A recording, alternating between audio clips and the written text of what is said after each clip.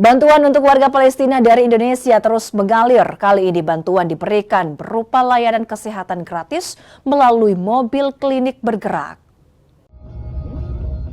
Pengungsi Palestina di Yordania mengantri di sebuah mobil klinik. Mereka hendak memeriksa kesehatan lantaran telah lama berada di kamp pengungsian. Pemeriksaan kesehatan gratis semacam ini memang jadi penolong. Apalagi selama di pengungsian, fasilitas kesehatan jadi hal yang sulit didapatkan.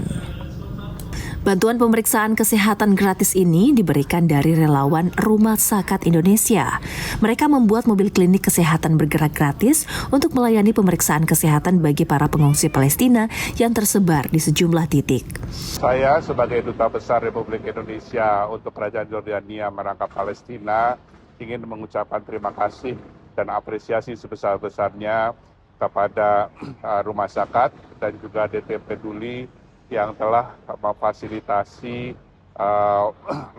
mobil klinik untuk pengungsi Palestina di Yordania. Ini semua merupakan suatu kontribusi yang ketiga. Sebelumnya sudah ada 2 mobil klinik yang dimiliki dan dikontribusi oleh DT Peduli, Basnas, dan saat ini yang terbaru dari Rumah Sakat. Untuk itu kami mengucapkan terima kasih dan mudah-mudahan apa yang diberikan kontribusi dari seluruh masyarakat Indonesia dapat meringankan pengungsi Palestina yang ada di Yordania. Demikian, sekali lagi terima kasih. Saat ini mobil bantuan kesehatan hanya bisa memeriksa sekitar 100 pengungsi.